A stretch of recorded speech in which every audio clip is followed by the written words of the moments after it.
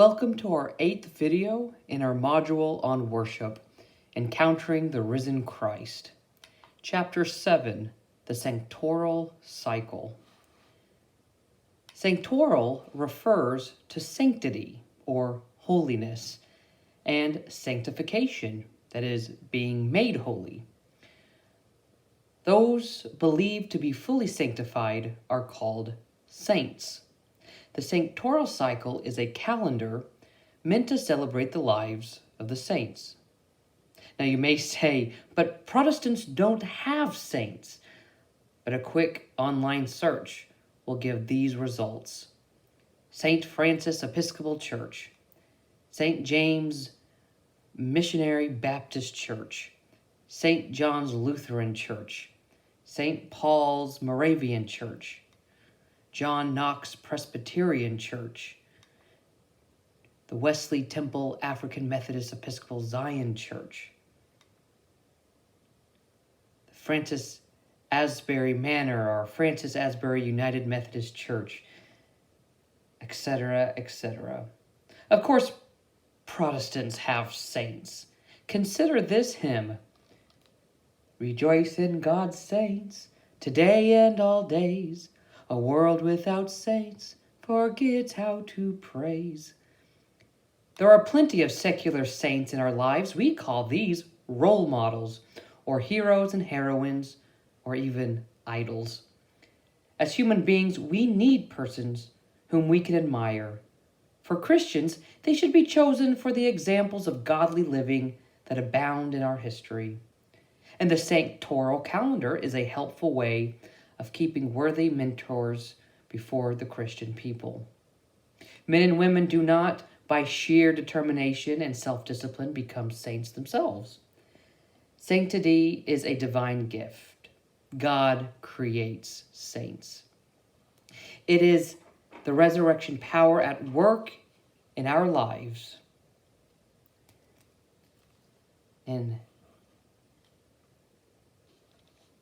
at work in human lives.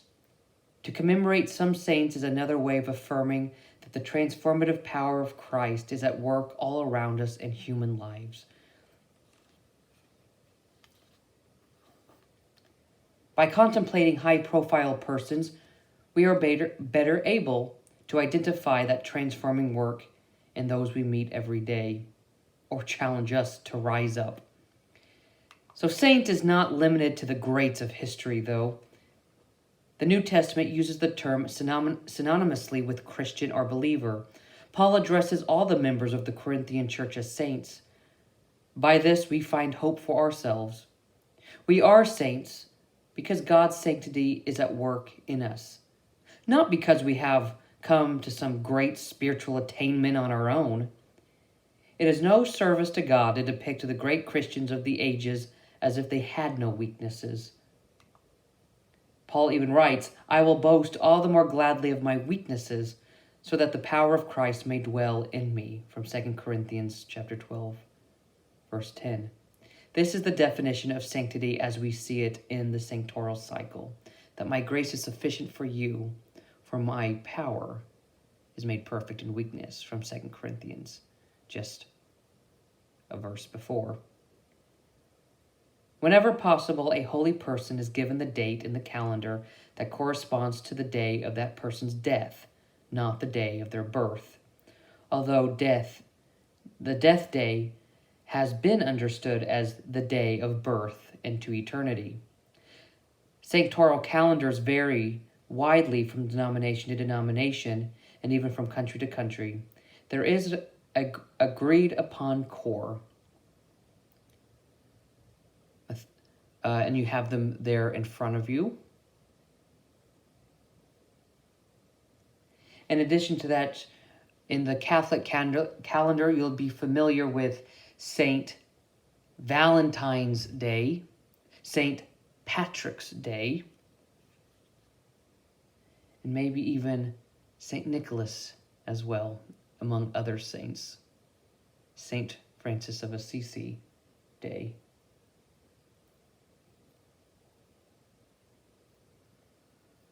The reason these are agreed upon is because all of these people are from the Bible. A willingness to die for the faith was so ultimate a proof of faithfulness that candidates for baptism in the ancient church who died in martyrdom were regarded as having been baptized in their own blood.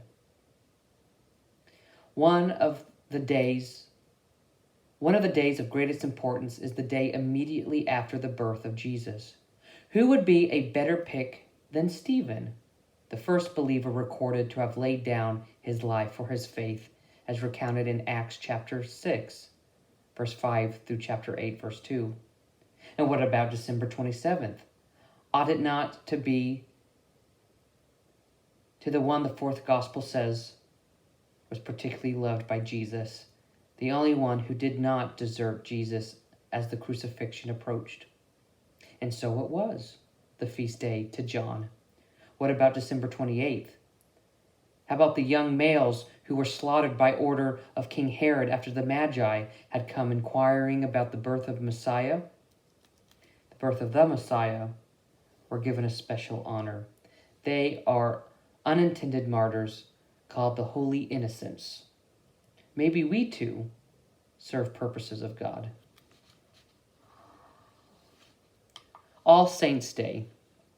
Given the widespread persecution of the early centuries, it did not take long for every date in the secular calendar to be assigned to one, and then several saints or martyrs. Eventually, a problem developed and a solution arose.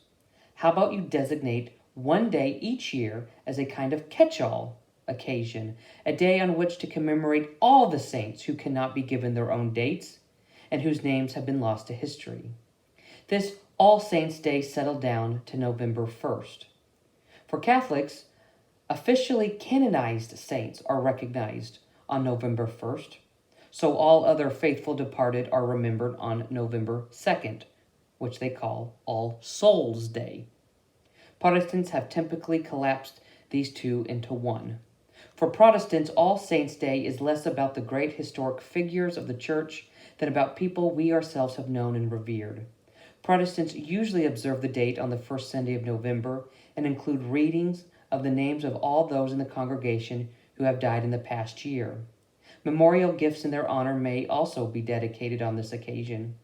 Often those still grieving the death of a loved one can begin to work through their grief by hearing the resurrection hope with greater clarity on this day. The All Saints observance is a time when all can reflect on and give thanks for deceased persons who have been influential in their spiritual formation and growth. As a result, all are reminded of the influence their lives can have upon others. This, in turn, may strengthen our resolve to lead lives worthy of imitation, to open ourselves more fully to the sanctifying power of God. All Saints' Day also emphasizes the unity of the church across time. If you want to know the size of the church, you have to count the tombstones, says G.K. Chesterton.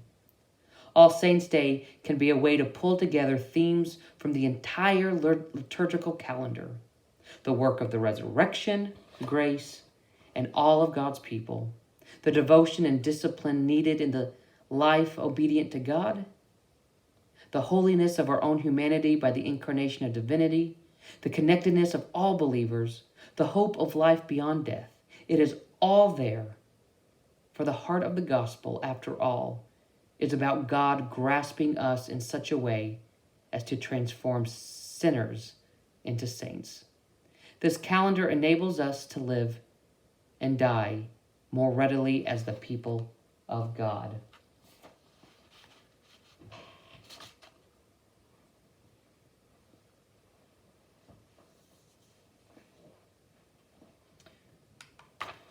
By observing Christ's time for the church year in and year out, we make our pilgrim journey, not as if walking in circles on the same plot of ground, but as if ascending a spiral staircase.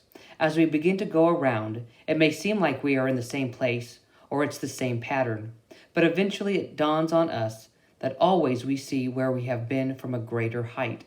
And by virtue of the increasing elevation, we can look further across the landscape of faith to gain a better perspective on God's gracious design and on our place within it. Thereby, we come to believe more confidently, Lord's Day by Lord's Day, and Pasch by Pasch, or Easter by Easter, that we too will be numbered with the saints in glory everlasting.